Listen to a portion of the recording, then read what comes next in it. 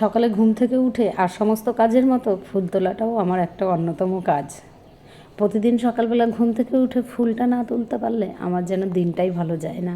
ঘুম থেকে উঠে সমস্ত কাজকর্ম যদি সারা হয়ে যায়, তারপরেই মনে হয় যে ফুলটা আগে তুলে রেডি করে রাখি। আমি পুজো যখন দিয়ে দেবো, কিন্তু ফুলটা তো তুলে রেডি করে রাখি। তারপরে এই বিভিন্ন রং বেরঙের ফুল দিয়ে আসন ভর্তি করে পুজো দিতে বেশ ভালো লাগে। কিন্তু কাজের চাপে সব দিন সকালে আমি পুজোটা দিয়ে উঠতে পারি না। যাই হোক, ফুলটা তো তুলে রেডি করে রাখি। এদিকে মেয়ে দেখুন পড়তে যাবার জন্য রেডি হয়ে গেছে। ওদের এই ছেলেবেলাগুলো দেখলে নিজের লাইফে ছেলেবেলার কথা মনে পড়ে যায়। তখন ভাবি সময়ের জিনিসটা কেন সময়ে গুরুত্ব দিয়ে করিনি।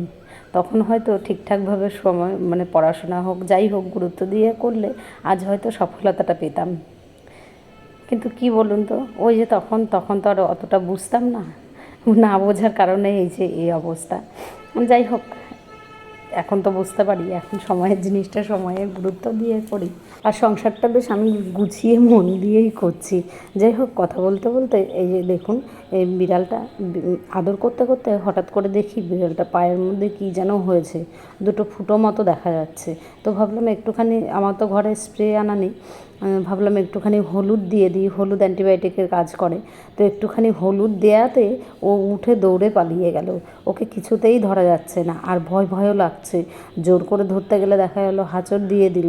যাই হোক, কোনো রকমে একটুখানি দিয়ে দিলাম, দিয়ে আমি হাত টাত পরিষ্কার পরিচ্ছন্ন করে ধুয়ে তারপরে এই যে এখন বসে গেছে একটুখানি তেল দিতে। অনেক দিন ধরেই ভাবি যে মাথায় একটুখানি তেল দেবো, তেলটাই আর দেওয়া হয় না। আগেকার দিনে কী হতো বলুন তো, আগেকার সময়টাতে যখন আমার ঠাকুমা শাশুড়ি ছিল কিংবা আমার বাড়ির ঠাকুমা ছিল, তো ওনারা তখন বলতেন কি, মাথায় তেল দিলে পরে চুল ভালো হয়। হ্যাঁ, তেল দিয়ে সুন্দর করে চুলগুলো এঁটে বেঁধে দিত। ওনারা তো এখন নেই, আর এখন বলারও মানুষ নেই। তাই নিজেই বসে গেলাম একটুখানি তেল দিতে। বেশ অনেক দিন ধরেই ভাবছি মাথায় একটুখানি তেল দেওয়া দরকার। তো এই যে আজকে মাথাটা শ্যাম্পু করব, সেই কারণে এই যে বসলাম এখন তেলটা দিতে।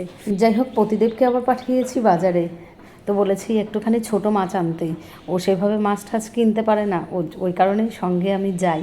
তো আজকে তো একাই পাঠিয়েছি, জানি না কী নিয়ে আসবে।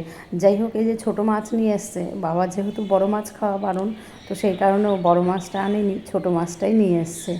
তো আর বাবা ভালোও খায় ছোট মাছ দিয়ে, হালকা করে ঝোল করে তরকারি করে দিলে কিংবা চচ্চড়ি যাই করে দিই না কেন, বাবা ভীষণ ভালো খায়। তো যাই হোক, মাছ কেটে কুটে তারপরে আমি চলে এসেছি রান্নাঘরে। আর এই যে রান্নাঘরে ঢুকলে হাজারো কাজের চাপ।